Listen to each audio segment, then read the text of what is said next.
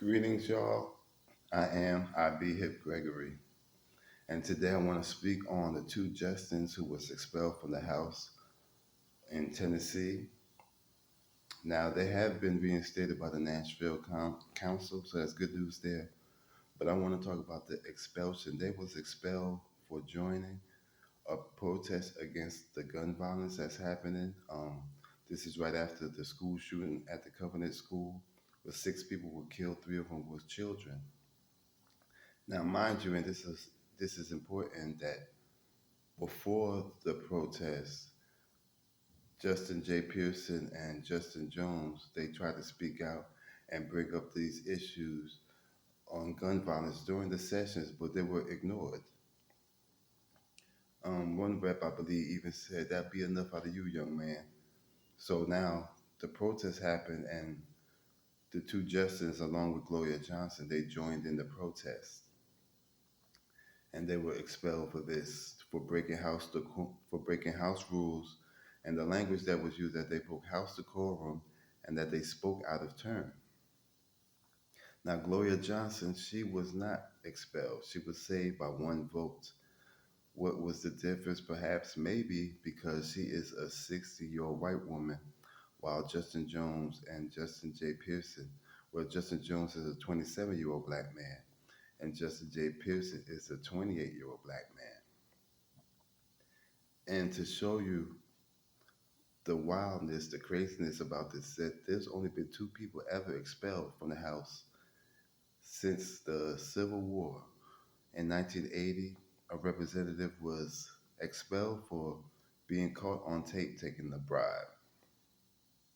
And in 2016, another rep was expelled for 22 counts of sexual harassment. Now, according to these people, this is on the same level, right? And to show you more of the hypocrisy in the House right now, you have a rep who called to bring back lynching. He wants to hang drug dealers. You have another rep who just a month ago tried to justify the 3/5 rule, where a black man is 3/5 of a man. And that same representative, when the protest broke out and Justin Jones was attempting to record it, he actually pushed Justin Jones and knocked his phone out of his hand. But that's not breaking House decorum rules because there was no actions taken against him. You have another representative who got angry at his son's high school basketball game and pulled down the referee's pants. No actions taken against him. You have another representative who actually pissed in another representative's chair. He pulled it out and peed, and that's not breaking House decorum rules.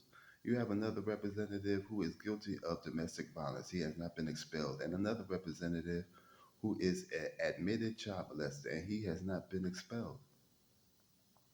The sponsor of the bill, Andrew Farmer, when putting these brothers on trial, he was speaking to Justin J. Pearson. He said, "Well, you wanted attention. Well, now you're going to get it. You're darn well going to get it." Even though he was right, but not in the way that he meant it. Because this story has gone national and these brothers have garnered some fame. It would have been way better if they just without the expelling, but they made it worse. And he also said to Pearson, "Why don't you just pass a bill?" The Republicans have a supermajority, 75-24 advantage. So you could imagine how hard it would be to to pass a bill. Hell, it was hard to even be heard. A representative said to Justin Jones, the same rep who said, um, "That's enough out of you now, young man." He's saying that how could you? What makes you think that your voice is more important than everybody else's? He said, "How could you prop yourself over the families and the victims like that? How is standing side by side with somebody propping yourself over?" I mean, these brothers, they handled it better than I could. I think that, you want to see some house decorum be broken. I'm about to show you now. You thought you saw it before. Justin Jones was asked, "What did you mean? What did you mean when you said no justice, no peace?" Now that's why, because they thinking they thinking that they're the violent ones, even though they're protesting against violence. They still see violence in you. And Justin Jones answered with a quote from Dr. Martin Luther King when he said that peace isn't just the absence of tension, but is also accompanied by justice. And he said, that's what I mean. Without justice, there's no peace. They have no peace because we have no justice. Ding, ding, ding, good answer. And he also said that I'm fighting for kids' lives. Talking to the reps that's putting them on trial, he said, I'm voting, I'm fighting for your kids' lives and your grandkids' lives. And right after that, they voted them out anyway. Overwhelmingly, I think it was like 69 to 26, something like that. A member of the RNC, he said that it is his job to protect the brand of Republicans, and he said this did not help. He said all you're doing is motivating the opposition. I believe he's right. You know, the overturning of Roe versus Wade was very unpopular. There was supposed to be a red wave during the midterms. That didn't happen. A liberal was appointed a spot on the Supreme Court of Wisconsin. That was unexpected. There was an initiative to ban abortion in Missouri, a red state, and that failed. I remember when Jesse Waters was on Fox News and he said that how could Joe Biden get so many votes? He couldn't believe it. And he was suggesting that it was some type of voter fraud, but don't look at it as a vote for Joe Biden. Look at it as a vote against Trump.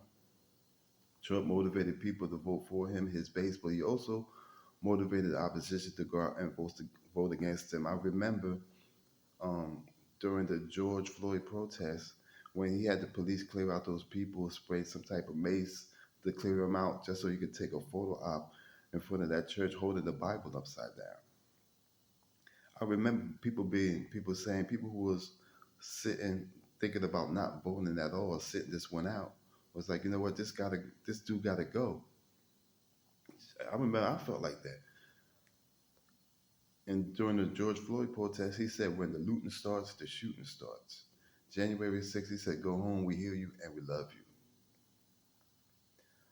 Speaking of January 6th, Fox News and Friends, they said that the Democrats are hypocritical if they don't have the same energy for this like they did for January 6th. The Speaker of the House in Tennessee, Cameron Sexton, said that this is the equivalent of January 6th, at least the equivalent, if not worse. Now, here they are protesting for politicians to do something, to pass some common sense gun laws to stop all of this senseless violence. January 6th, they couldn't they couldn't take the results of an election. They wanted to overturn the election. It was practically a coup on the government. They wanted to kill democracy. And they're calling this the same. On in Tennessee, they're singing This Little Light of Mine. January 6th, they were chanting Hang Mike Pence. There was no property damage in Tennessee. There was no feces on Nancy Pelosi's desk. There was no politician running for their lives. This is on tape. There was no politicians barricading the doors, barricading the entrances so people won't get in. There was no weapons. There was no beating police with fire extinguishers and flagpoles. There was no one shot. There was no one died. And they're claiming that this is the same thing. How you figure?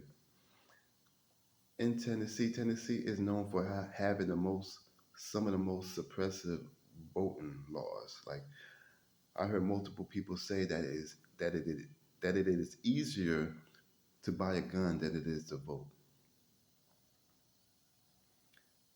And Justin J. Pearson, who represents the 86th district, 78,000 people, 61% of them black. Justin Jones represents the 52nd district, 78,000 people, mostly black. They just suppress their vote like a mug by expelling them.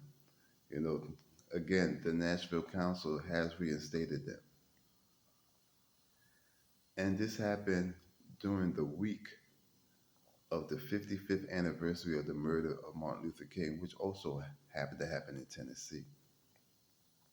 When I was watching this, I felt like this footage should have been in black and white because that's how racist it felt. You know, James Baldwin has a quote that says, "To be black and conscious is to be in a constant rage." And I get it. I get what he's saying. You know, I think we need to watch this because these brothers. It's so rare to see Democrats fight for something. I mean, it is almost never. It almost never happens. And these brothers are fighting hard. These brothers ain't scared, and that they're black too. The reps that expelled them now they are forced to deal with them. That jealousy could be a mother brother. So I want to watch this situation. Um, I meant to mention that Justin J. Pearson, he stopped. This is before he was in the house. He stopped a pipeline from going from Memphis to Mississippi. He organized people, and they beat two big oil companies. So these brothers are about it. They ain't scared. They ain't scared, and they're here to fight. So, and I think that we might be seeing something here. This might have been a moment that turned into a movement. A moment that turned into a movement. I hope so. That's it. Peace, y'all.